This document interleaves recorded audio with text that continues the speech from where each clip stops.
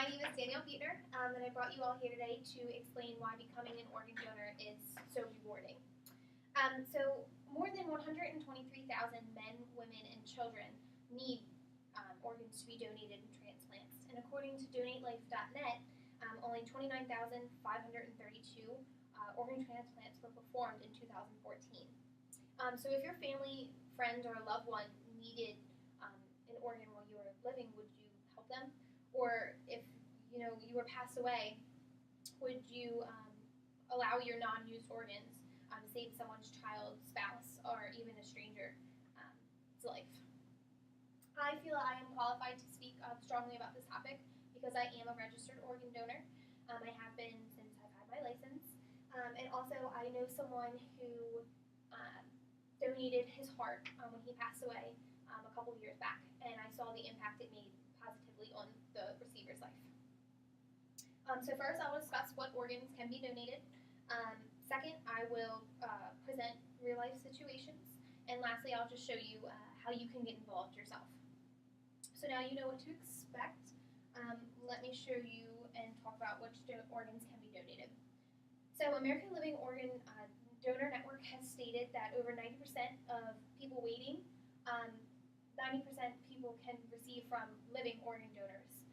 The bottom is a representation of donors in the United States. It is very low, it's less than 20,000, and it's stayed steady throughout the years. And same with the transplants, have been pretty minimal. So we need more people to become donors to make our waiting lists come down. The American Transplants Foundation states that more than 1,500 people die each year waiting for a transplant. And someone who is a regular organ donor can have kidneys, heart, lungs, liver, pancreas, and intestines, as well as tissues and cell stems to be donated to people. So 2014 was the record-breaking year for the number of transplants performed and the number of deceased donor transplants in Maryland. And this info was found at donorlifemaryland.org, where it also stated that 81 transplants are taking place every day of the year. So you may ask yourself, why should you become an organ donor? Because based off of these statistics and on organdonor.gov, you can save up to 8 lives with your organs. So I want to ask you guys, fact or fiction? So some things that hold people back from becoming an organ donor is the facts and fictions that they hear about the program itself. So I ask, is there a cutoff age for donating organs, fact or fiction? Yes, true. If the answer is fiction, anyone can be an organ donor, no matter their age, race, or medical history. And another question is, an open casket funeral is not an option for someone who has dated organs or tissues. It's not an option. That is fiction, because organ and tissue donation doesn't interfere with an open casket. People who do the procedure are very respectful and careful of the body itself. So now that you know what donating how it can impact on somebody's life, I'll show you a couple real life stories. On the right here, this is Skylar. In 2013, he was killed in a hit and run in my hometown, Pasadena, Maryland. On the left was another kid who went to school with us. His name was Kyle. He was in the hospital for a heart failure.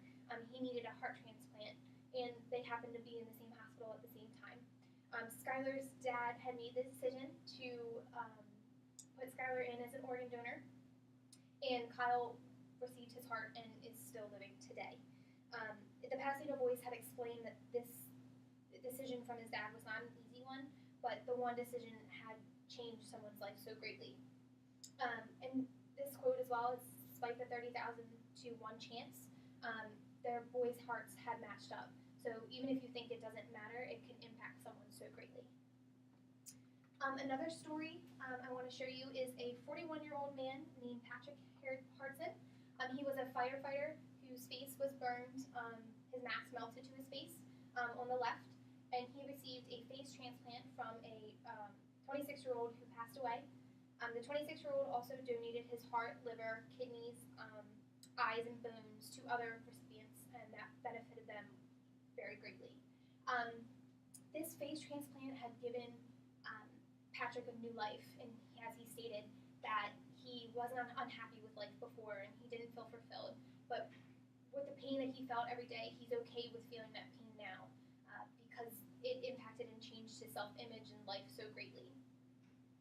CNN did spoke of Harson's progress, stating that he's doing really well, that he should be able to speak normally soon, and the procedure had allowed for the growth of his confidence and overall health. So now that you guys are aware of the benefit of being an organ donor, I want to show you how you can get involved yourselves. So this website is Donate Life, and you can put any state in. I'm going to show you Maryland.org, just because we are in Maryland. So in this website, it does show how you can register to be a donor if you're not already.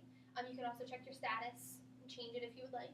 You can get inspired by other stories and see other news and events, etc. in here. It also does state that you can, if you don't want to be a donor, you don't feel comfortable, anything like that, there is also a donation page that you can help someone in need.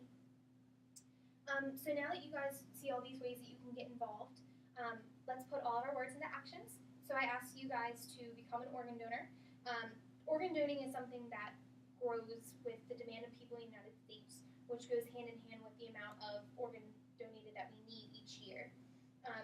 So if you guys go to donate life, insert any state that you want.org, to become an organ donor, you're changing someone's life so greatly. Because hey, once we cash in all of our chips, we might as well let someone else keep playing the game. So thank you guys for listening to my speech, and that is it.